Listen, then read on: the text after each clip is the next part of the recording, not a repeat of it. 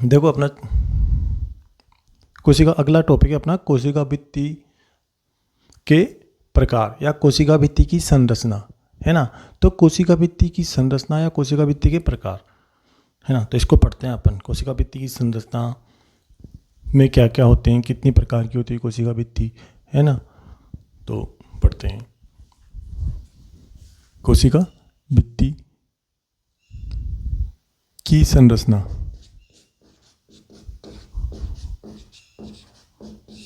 या प्रकार, मतलब इसके टाइप्स, है ना। कोशिका भित्ति के प्रकार या संरचना एक ही बात है, टाइप्स। तो देखो कोशिका भित्ति होती है ना, इसमें जैसे मैं आपको डायग्राम बता देता हूँ। ये कोशिका भित्ति है ना, ये कोशिका भित्ति। एक कोशिका ये है, इसको बोलते हैं एक कोशिका। इस कोशिका का नाम है ए, है ना। इस कोशिका का नाम है ए। और एक ये अलग कोशिका है,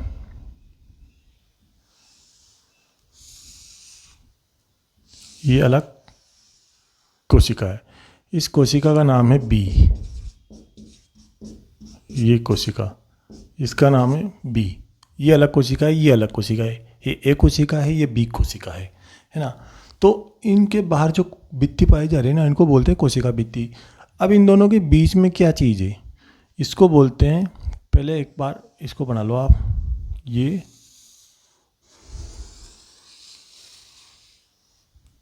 कोशिका भित्ति है ना, और इसके अंदर भी इसकी परतें पाई जा रही है अलग अलग।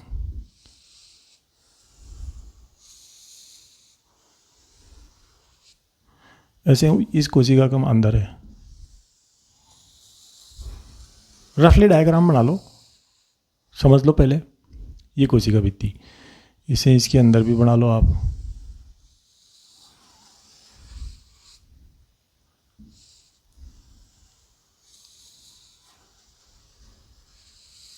है ना।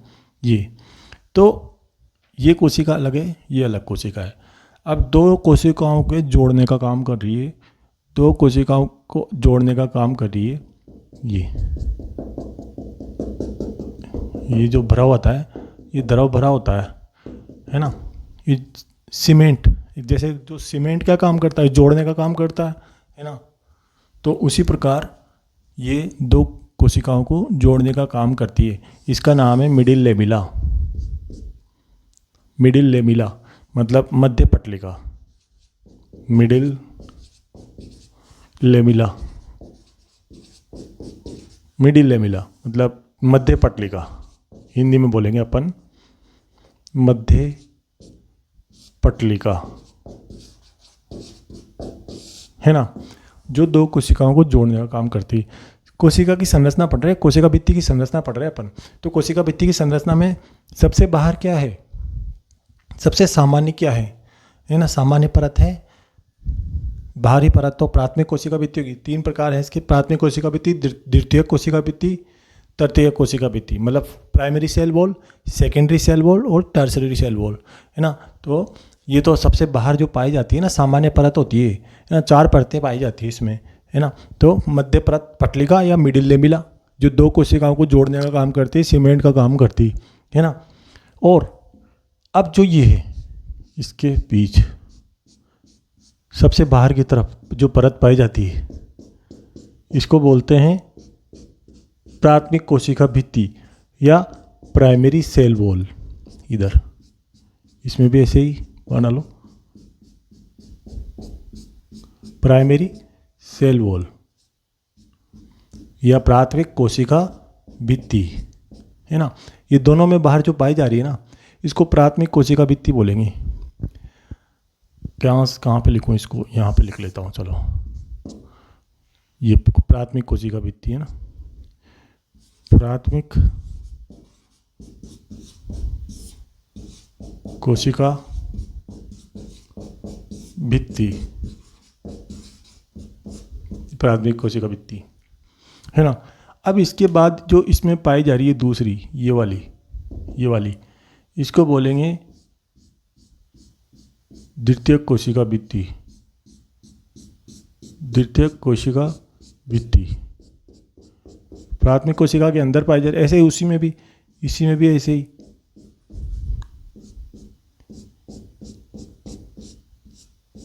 द्वितीयक कोशिका भित्ति।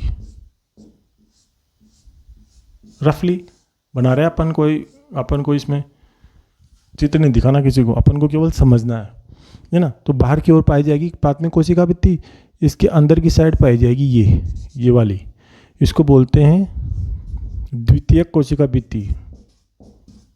द्वितीयक कोशिका भित्ति,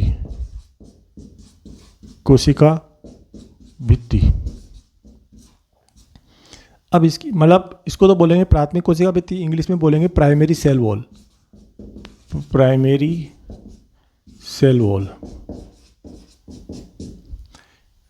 इसको बोलेंगे द्वितीयक कोशिका भित्ति, जो इसके अंदर पाई जा रही है ना, इसको बोलेंगे secondary cell wall. Secondary cell wall. अब पहले तो सबसे बाहर तो ये थी, फिर उसके अंदर ये, फिर उसके अंदर ये जो है इसको वापस बोल देंगे अपन तृतीयक कोशिका भित्ति। टर्शियरी सेल वॉल, जो ये अंदर वाली है वापस इसको बोल देंगे तृतीयक कोशिका भित्ति। तृतीयक कोशिका भित्ति है ना। Tertiary cell wall, tertiary cell wall जो तृतीयक कोशिका भित्ति है ये अंदर के अंदर पाई जाएगी। ये सबसे बाहर तो ये, फिर उसके अंदर ये, फिर उसके अंदर ये, मतलब सबसे बाहर ये, फिर उसके अंदर ये, फिर उसके अंदर ये, तो 3 सेल वॉल है ना।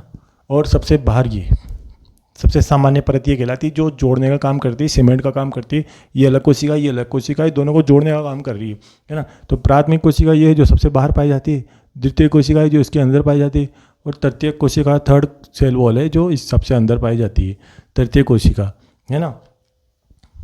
ये है इसकी संरचना, कोशिका भित्ति की संरचना। जो सबसे ये अलग कोशिका, ये अलग कोशिका है, ये कोशिका ए है, ये कोशिका बी है ना। अब सबसे सामान्य परत कहलाती है, कोशिका भित्ति की सबसे सामान्य परत कहलाती है मध्य पटलिका, मिडिल लेमिला।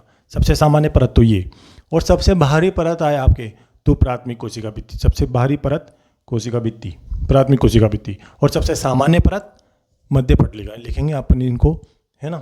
तो ये पहले कोशिका भित्ति की संरचना है, आप बना लो। 4 परतें हैं इसकी।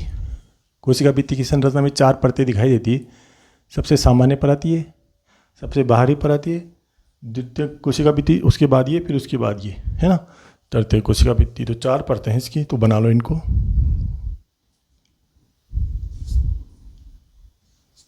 कॉपी में कोशिका भित्ति की संरचना करिए।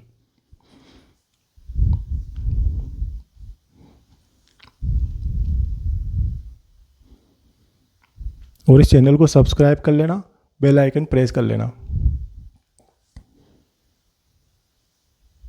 कोशिका भित्ति की संरचना पढ़ रहे थे अपन। तो कोशिका भित्ति की जो संरचना है, इसमें पहला पॉइंट क्या इसमें है 4 परतें पढ़ी है अपन ने। मिडिल लेमिला, मध्य पटलिका, मिडिल लेमिला, प्राथमिक कोशिका भित्ति, द्वितीय कोशिका भित्ति और तृतीय कोशिका भित्ति। Middle lamella, primary cell wall और टर्शियरी सेल वॉल है ना। तो पढ़ते हैं, इनको लिखते हैं। सबसे बाहरी परत है इसकी मध्य पटलिका या मिडिल लेमिला, मिडिल लेमिला, इसको बोलेंगे मध्य पटलिका, मध्य पटलिका है ना। इसको इसे बंद कर लो, ठीक है। तो ये हो गई मिडिल लेमिला। तो मिडिल लेमिला में देखो क्या है, मध्य पटलिका में क्या होता है, इसके बारे में बड़े बड़े पॉइंट लिखते हैं। एक तो एक कोशिका भित्ति की सबसे सामान्य परत कहलाती है, सबसे सामान्य परत कहलाती है ना। और कैल्शियम और मैग्नीशियम पेक्टेट की बनी होती है। लिखते हैं इसको पहले। सीमेंट का कार्य करती है, दो कोशिकाओं को जोड़ने का काम करती है, तो सीमेंट का कार्य करती है ना। इसको एक बार फिर से लिखते हैं। कोशिका भित्ति की सबसे सामान्य परत, पॉइंट टू पॉइंट लिखेंगे अपन। कोशिका भित्ति की सामान्य परत, सबसे सामान्य परत।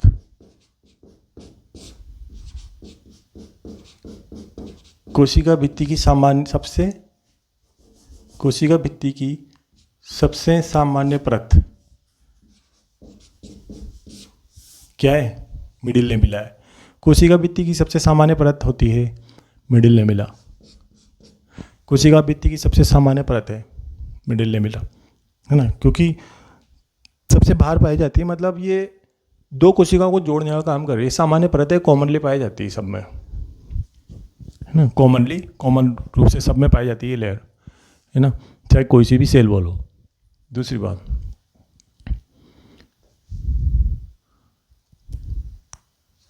कैल्शियम व मैग्नीशियम पेक्टेट की बनी होती है। कैल्शियम व मैग्नीशियम पेक्टेट की बनी होती है। मैग्नीशियम पेक्टेट की बनी होती है। पेक्टेट की बनी, कैल्शियम और मैग्नीशियम पेक्टेट की बनी, कैल्शियम और मैग्नीशियम पेक्टेट की बनी होती है। जो अपन ने वो सीमेंट बनाया था ना, वो कैल्शियम और मैग्नीशियम पेक्टेट का ही बना हुआ था, है ना। तो कैल्शियम और मैग्नीशियम पेक्टेट की बनी होती है। इसके अलावा जो मिडिल लेमिला है वो क्या काम करती है?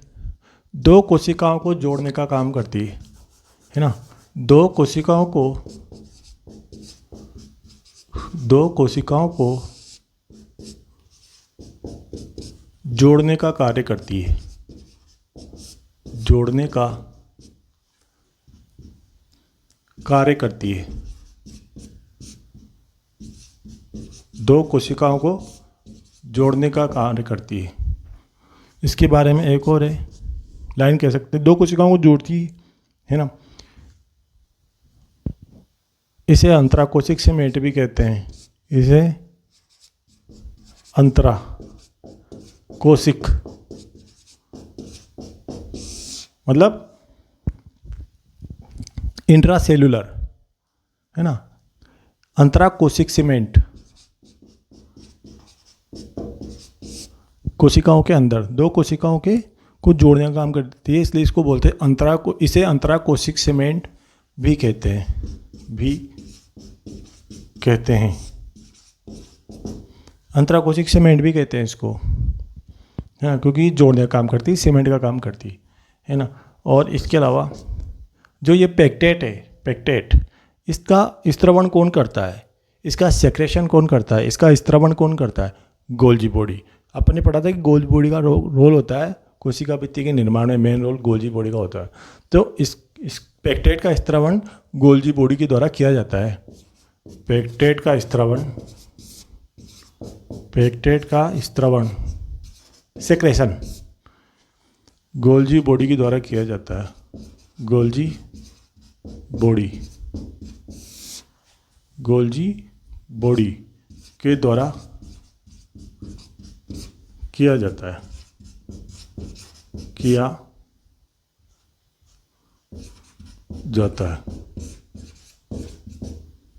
गोल्जी बॉडी का स्त्रवण, ये पेक्टेट का स्त्रवण गोल्जी बॉडी द्वारा किया जाता है ना। कैल्शियम और मैग्नीशियम पेक्टेट की बनी होती है। अब देखो अगला पॉइंट एक और, जो ABA हार्मोन नाम सुना है आपने? ABA हार्मोन, या इसका एक और नाम है एब्सिसिक हार्मोन।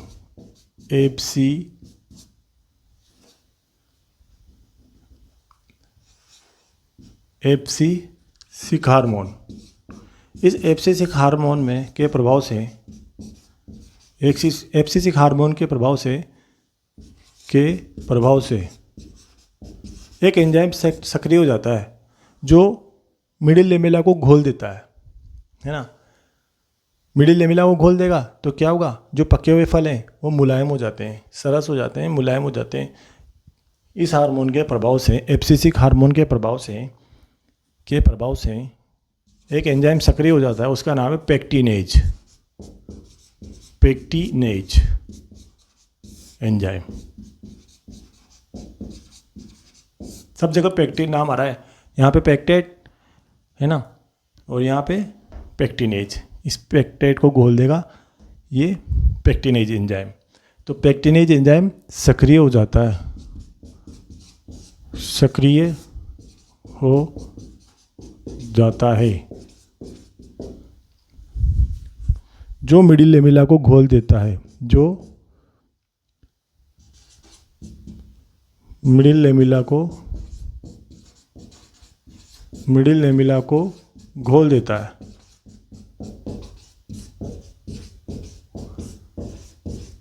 जब भी तो पके हुए फल वो मुलायम हो जाते हैं, है ना, क्यों? क्योंकि वो उनकी मिडिल लेमिला को तो जो बाहरी जो कोशिका भित्ति है उसको तो घोल ही देता है वो, है ना। तो कौन काम करता है? ये एब्सिसिक हार्मोन या ABA हार्मोन मिडिल लेमिला को घोल देता है, जिससे पके हुए फल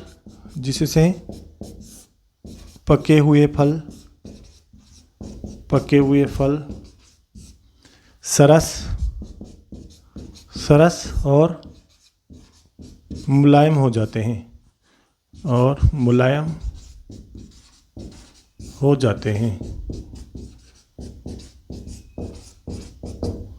देखो यह है मिडिल लेमिला पूरी कंप्लीट। एक बार फिर से समझ लो कोशिका भित्ति की संरचना। कोशिका भित्ति की संरचना में 4 परतें देखी अपन ने, एक तो मिडिल लेमिला, एक प्राथमिक कोशिका भित्ति, एक द्वितीयक कोशिका भित्ति, एक तृतीयक कोशिका भित्ति। तो इसमें अपन सबसे पहले पढ़ रहे हैं मिडिल लेमिला या मध्य पटलिका। तो मध्य पटलिका है, तो देखो मध्य पटलिका में के बारे में क्या क्या बड़ा पॉइंट है। एक तो कोशिका भित्ति की सबसे सामान्य परत नाम आए तो मिडिल लेमिला, लेकिन क्वेश्चन आए कि सबसे बाहरी परत तो वो आएगी प्राथमिक कोशिका भित्ति। सबसे बाहरी होगी प्राथमिक कोशिका भित्ति, इसलिए तो उसको प्राथमिक कोशिका भित्ति बोलते हैं। लेकिन क्वेश्चन आए सबसे सामान्य परत तो होगी मध्य पटलिका या मिडिल लेमिला। ये काय की बनी होती है? कैल्शियम और मैग्नीशियम पेक्टेट की बनी होती है। कैल्शियम और मैग्नीशियम पेक्टेट की बनी होती है, लिखना छोड़ो। इसके बाद 2 कोशिकाओं को जोड़ने का कार्य करती है। कौन? मिडिल लेमिला 2 कोशिकाओं को जोड़ने का काम करती है मध्य पटलिका। जो अब जोड़ने का काम करेगी तो सीमेंट ही करता है जोड़ने का काम, तो है ना। तो अंतराकोशिक सीमेंट भी कहते हैं इसे, मध्य पटलिका को। इसे मतलब मिडिल लेमिला को, मध्य पटलिका को अंतराकोशिक सीमेंट भी कहते हैं। अगला पॉइंट है, देखो पेक्टेट का स्त्रावण। ये कैल्शियम और मैग्नीशियम पेक्टेट की बनी होती है। ये लाइन बोल गए अपन। यह काय की बनी होती है? कुछ मिडिल लेमिला काय की बनी होती है? कैल्शियम और मैग्नीशियम पेक्टेट की बनी होती है। समझा दिया? खैर यहाँ पे भी लिख लो चलो, वरना दिक्कत आएगी आपको समझने में। कैल्शियम और मैग्नीशियम पेक्टेट की बनी होती है। पेक्टेट का स्त्रावण, ये पेक्टेट, इसका नाम, इस पूरा का स्त्रावण, इस पेक्टेट का स्त्रावण किसके द्वारा किया जाता है? इसका सेक्रेशन, स्त्रावण का मतलब सेक्रेशन। इसका जो सेक्रेशन है, स्त्रावण है, वो किसके द्वारा किया जाएगा? गोल्जी बॉडी के द्वारा किया जाता है, या गोल्जी काय के द्वारा किया जाता है, गोल्जी बॉडी के द्वारा किया जाता है।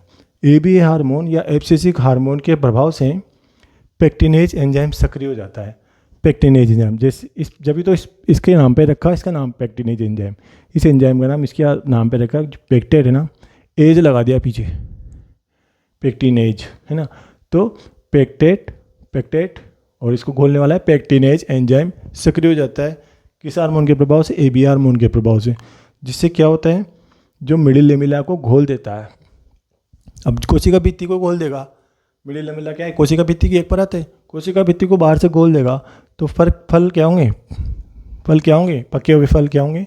सरस हो जाएंगे, मतलब रसीले हो जाएंगे, सरस हो जाएंगे और मुलायम हो जाएंगे, है ना। तो ये मिडिल लेमिला है, आप इसको उतार लो।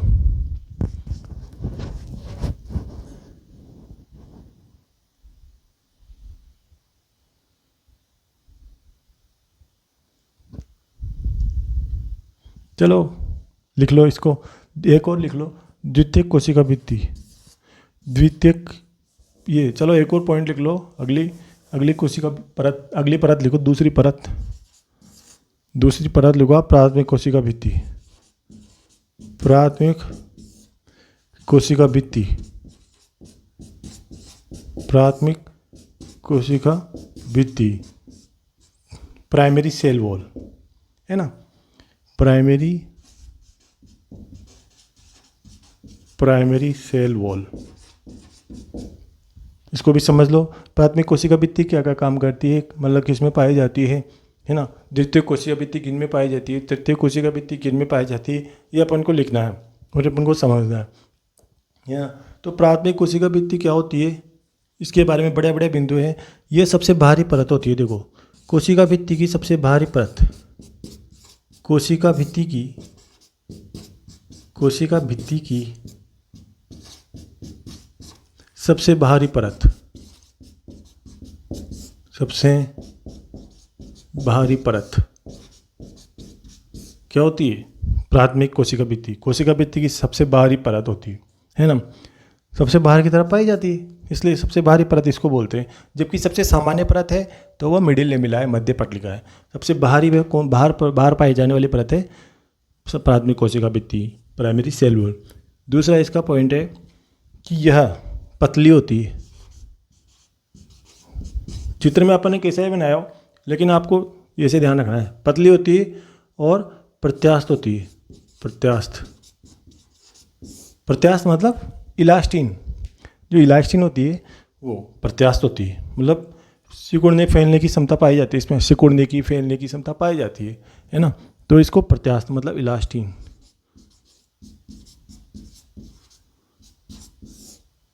प्रत्यास्थ होती है, पतली और प्रत्यास्थ होती है।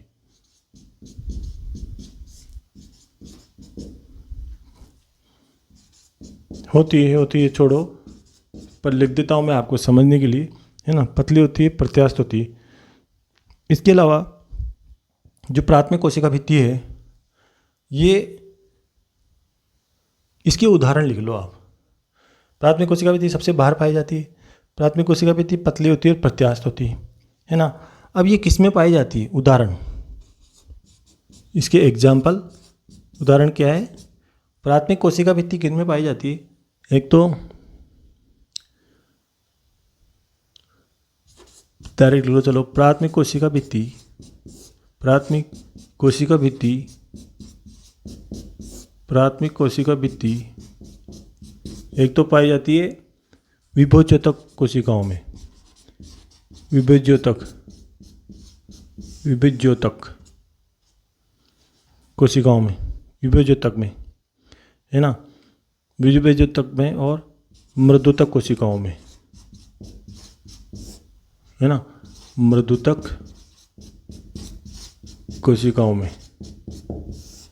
कोशिकाओं में प्राथमिक कोशिका भित्ति पाई जाती है, पाई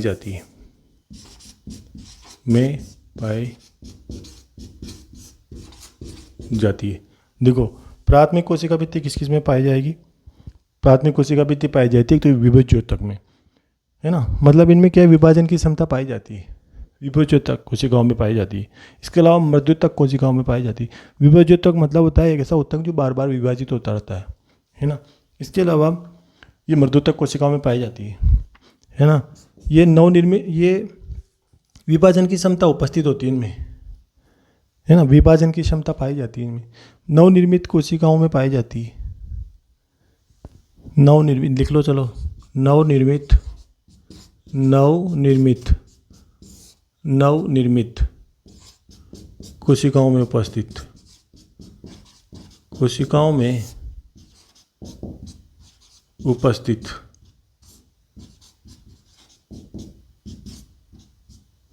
नवनिर्मित, सही लिखो यहाँ पे, नवनिर्मित कोशिकाओं में उपस्थित होती है ना। तो देखो, ये होगी आपकी प्राइमरी सेल वॉल, प्राथमिक कोशिका भित्ति। प्राथमिक कोशिका भित्ति देखो क्या क्या है, एक तो सबसे बाहर पाई जाती है, कोशिका भित्ति की सबसे बाहरी परत है। इसके अलावा पतली होती है और प्रत्यास्थ होती है ना। और जो द्वितीय कोशिका भित्ति पढ़ेंगे ना, वो इसके उल्टी हो जाएगी, वो मोटी होगी और अप्रत्यास्थ होगी द्वितीय कोशिका भित्ति। तृतीय कोशिका भित्ति वापिस पतली हो जाएगी, वापिस यही दोनों पॉइंट यही आएंगे उसमें, पतली और प्रत्यास्थ। तीसरी कोशिका भित्ति, तृतीय कोशिका भित्ति में, है ना। और ये तो सबसे पहले इसकी बात कर लो कि ये सब पतली है और होती है और प्रत्यास्थ होती है। प्रत्यास्थ मतलब फैलने सिकुड़ने की क्षमता जिसमें पाई जाती है, इलास्टिन। इसकी उदाहरण है प्राथमिक कोशिका भित्ति किस में पाई जाती है, एक तो विभज्य द्योतक में पाई जाती है, एक मृदुतक में पाई जाती है, मृदुतक कोशिकाओं में पाई जाती है ना। और नवनिर्मित कोशिकाओं में पाई जाती है, नवनिर्मित कोशिकाओं में उपस्थित, नवनिर्मित कोशिकाओं, जो कोशिकाएं नई नई बनी है उनमें पाई जाती है ना। जो कोशिकाएं नई हाल ही में बनी है, नई नवनिर्मित हुई है, जिनका निर्माण अभी हुआ है, नई कोशिकाएं हैं, उनमें ये पाई जाती है। तो ये है आपकी प्राथमिक कोशिका भित्ति। तो मिडिल लेमेला हो गया आपका, और प्राथमिक कोशिका भित्ति की दो और बच रही, उनको भी अपन पढ़ते हैं। इसको कॉपी में उतारो। अब हम पढ़ते हैं द्वितीय कोशिका भित्ति, सेकेंडरी सेल वॉल, और फिर इसके बाद पढ़ेंगे टर्सरी सेल वॉल, तृतीय कोशिका भित्ति। तो लिखो, आप पॉइंट डालो, द्वितीय कोशिका भित्ति, थर्ड लेयर है इसकी, तीसरी परत है द्वितीय कोशिका भित्ति। द्वितीय कोशिका भित्ति, सेकेंडरी सेल वॉल, है ना, द्वितीय कोशिका भित्ति। तो इसको समझ लो। देखो, द्वितीय कोशिका भित्ति है ना, ये सबसे पहले तो मोटी होती है। वो तो कैसी थी, पतली, ये कैसी मोटी, और वो ये होती अप्रत्यास्थ, अप्रत्यास्थ। बाकी प्राथमिक कोशिका भित्ति कैसी थी, प्रत्यास्थ थी। तृतीय कोशिका भित्ति भी कैसी होगी, प्रत्यास्थ होगी, लेकिन ये अप्रत्यास्थ है, बस तीनों में से एक ही, और ये मोटी है ओनली। बाकी दोनों कोशिका भित्ति पतली होगी, प्राथमिक कोशिका भित्ति भी पतली होगी, और तीसरी वाली तृतीय कोशिका भित्ति भी पतली होगी, है ना। लेकिन ये दूसरी वाली मोटी है और ये अप्रत्यास्थ है, बाकी दोनों प्रत्यास्थ होगी, है ना। मोटी और अप्रत्यास्थ है, अप्रत्यास्थ होती है, मोटी और अप्रत्यास्थ होती है द्वितीय कोशिका भित्ति, है ना। तीन उप परतों की बनी होती है। ये ऐसी परत है, ये ऐसी लेयर है जो तीन उप परतों से बनी होती है, S1, S2 और S3। तो देखो, तीन उप परतों से मिलकर बनती है, तीन उप परतों से मिलकर बनी होती है, तीन उप परतों से मिलकर बनी होती है। एक तो नाम है S1, एक का नाम है S2 और एक का नाम है S3। एक का नाम है S1, एक का नाम है S1, एक का नाम है S2, एक का नाम है S3। तीन उप परतों से मिलकर बनी होती है। द्वितीय कोशिका भित्ति है ना, तीन उप परतों से मिलकर बनी होती है। एक तो S1, एक S2, एक S3, तीन उप परतें होती है, सब लेयर होती है ना। एक तो परत होती है, परत तो ये द्वितीय कोशिका भित्ति। उप परत मतलब ये तीनों उप परत, S1, S2, S3, तीन उप परतों से मिलकर बनी होती है ना। और ये कैसी होती है, ये होती है मोटी होती है, मोटी लिखी थी अपन ने। ये क्या है, दृढ़ होती है, दृढ़ संरचना है, मतलब दृढ़ का मतलब ठोस, रिजिड संरचना है, दृढ़ होती है। इसके अलावा अपारगम्य होती है, अपारगम्य होती है, क्योंकि मोटी होती है ना, अप्रत्यास्थ होती है। इसमें ये अपारगम्य होती है। अब अपारगम्य क्यों होती है, क्योंकि इसमें क्या है, इसमें गर्त पाए जाते हैं।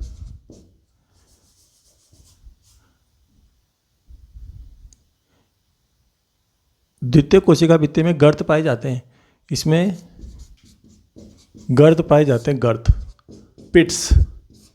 इसमें गर्त मतलब पिट्स पाए जाते हैं। तो द्वितीय कोशिका भित्ति ऐसी कोशिका भित्ति है जिसमें गर्त पाए जाते हैं। ये क्वेश्चन आता है एग्जाम्स में, गर्त पाए जाते हैं, पिट्स पाए जाते हैं। कुछ ऐसे पिट्स क्या होते हैं, गर्त क्या होते हैं, अपन पढ़ेंगे इसको आगे, कि जहाँ जैसे प्राथमिक कोशिका भित्ति तो कंटिन्यूस होती है, लगातार मिलती है। तीसरी कोशिका भित्ति है तृतीय कोशिका भित्ति, थर्ड लेयर, वो भी लगातार मिलती है। जो टर्सरी लेयर है, टर्सरी सेल वॉल है, तृतीय कोशिका भित्ति, वो भी लगातार मिलती है। लेकिन जो सेकेंडरी सेल वॉल है, द्वितीय कोशिका भित्ति, वो सब जगह लगातार कंटिन्यूस नहीं मिलती है ना। तो वहाँ पे कुछ जगह पे क्या है, उसको बोलते हैं गर्त, ऐसी जगह को बोलते हैं गर्त, पिट्स। तो इसमें गर्त पाए जाते हैं। गर्त कौन सी कोशिका भित्ति में पाए जाते हैं? द्वितीय कोशिका भित्ति में पाए जाते हैं, सेकेंडरी सेल वॉल में पाए जाते हैं गर्त। अब इसके उदाहरण है, उदाहरण किसमें? उदाहरण का मतलब है द्वितीय कोशिका भित्ति किन में पाई जाती है? वो तो पाई जाती थी विभज्योतक में और मर्दोतक में, है ना, मर्दोतक कोशिकाओं में। अब ये किस में पाई जाती है? ये पाई जाती है परिपक्व कोशिकाओं में, परिपक्व कोशिकाओं में, परिपक्व कोशिकाओं में। इसके अलावा दृढ़ोतक में, वो तो विभज्योतक में, वो तो थी विभज्योतक में, ये है दृढ़ोतक में। तीन प्रकार के होते हैं, एक तो उत्तक, विभज्योतक, विभज्योतक, मर्दूतक और दृढ़ोतक। विभज्योतक, मर्दूतक तो दो तो उसमें आ गए थे, ये आ गया आपकी तीसरा वाला दृढ़ोतक में, है ना। दृढ़ोतक में द्वितीय कोशिका भित्ति पाई जाती है, द्वितीयक सेकेंडरी सेल वॉल कोशिका भित्ति पाई जाती है।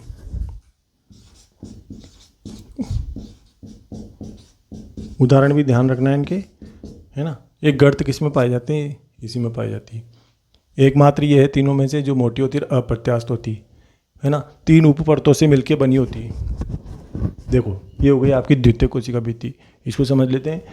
यह मोटी होती है और अप्रत्यास्थ होती है। बाकी दोनों कैसी होती है? इसकी विपरीत।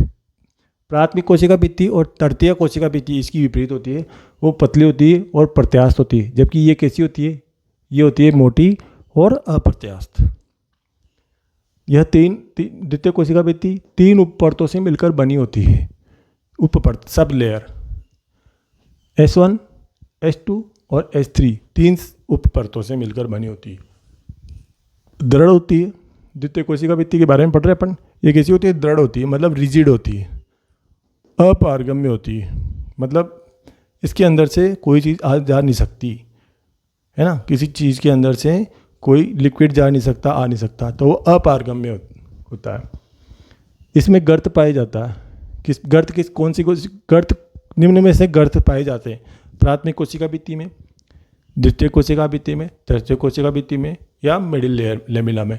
तो आप बोलोगे द्वितीय कोशिका भित्ति में। उदाहरण है इसके परिपक्व किस में, मतलब किस में पाई जाती है ना। द्वितीय कोशिका भित्ति किस में पाई जाती है? परिपक्व कोशिकाओं में और दृढ़ोतक में द्वितीय कोशिका भित्ति पाई जाती है। जो प्राथमिक कोशिका भित्ति थी वो तो पाई जाती थी विभज्योतक में और मृदुतक में, जबकि ये पाई जाती है दृढ़ोतक में, है ना। तो ये है कुछ द्वितीय कोशिका भित्ति हो गई आपकी। इसके बाद तृतीय कोशिका भित्ति भी लिख लेते हैं। चौथी लेयर इसकी, 4 परतें थी, तो चौथी परत है इसकी तृतीयक कोशिका भित्ति, तृतीयक कोशिका भित्ति। देखो मतलब टर्सरी सेल वॉल, तृतीयक कोशिका भित्ति, इसके बारे में क्या है?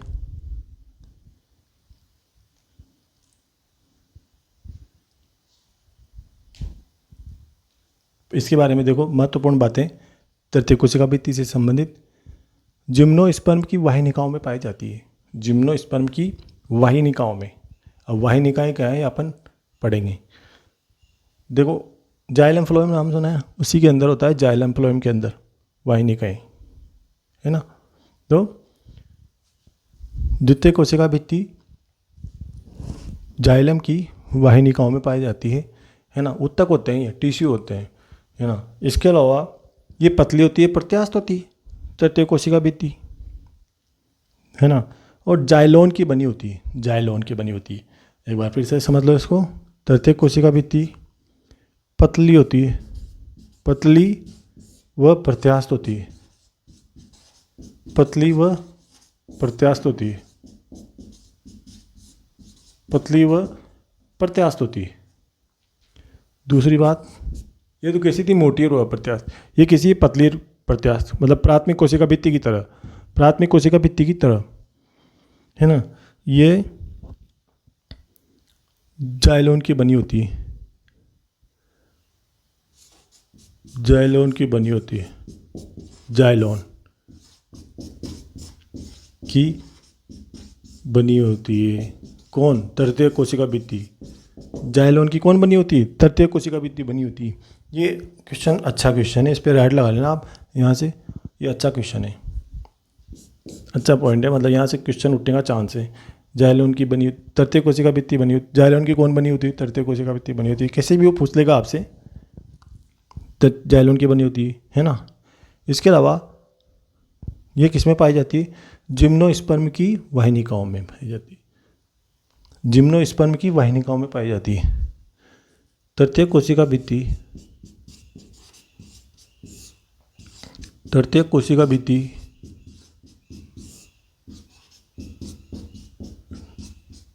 चाहे तो अपन सब जगह लिख ले, लेकिन आपको समझाने के लिए लिख दिया मैंने, नहीं तो लिखना जरूरी नहीं है सब तृतीय कोशिका भित्ति को, आगे से लिखता मैं। तृतीय कोशिका भित्ति जिम्नोस्पर्म की वाहिनिकाओं में पाई जाती है, जिम्नोस्पर्म की वाहिनिकाओं में पाई जाती है, की वाहिनिकाओं, जिम्नोस्पर्म की वाहिनिकाओं में पाई जाती है।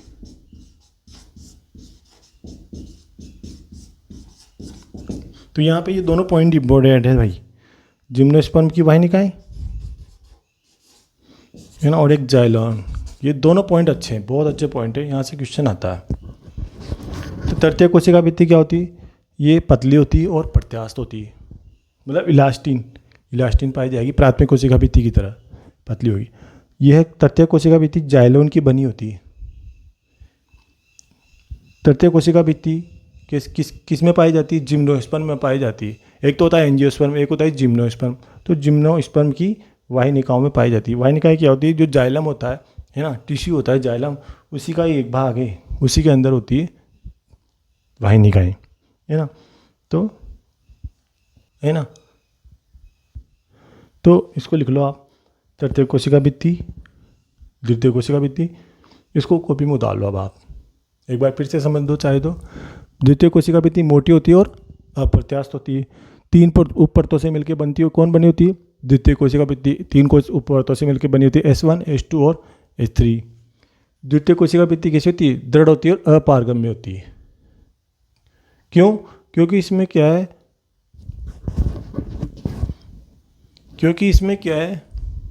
इसमें क्या है, लिग्निन, इसमें क्या है, लिग्निन और सुबेरिन का, लिग्निन व सुबेरिन का निष्पेक्षण होता है, निक्षेपण होता है। सुबेरिन का जमाव होता है, जमाव बोल दो चाहे निक्षेपण बोल दो, जमाव या निक्षेपण, डिपोजिशन होता है ना। तो लिग्निन व सुबेरिन का जमाव किस में होता है? द्वितीय कोशिका भित्ति में। लिग्निन केमिकल एक पदार्थ है, तो उसका जमाव होता है, लिग्निन और सुबेरिन का जमाव किस में पाया जाता है? द्वितीय कोशिका भित्ति में पाया जाता है ना। तो ये है, इसमें गर्त पाए जाते हैं, है ना। उदाहरण लिखो, गर्त किस में पाए जाते हैं? द्वितीय कोशिका भित्ति में पाए जाते हैं। ये अच्छा पॉइंट है।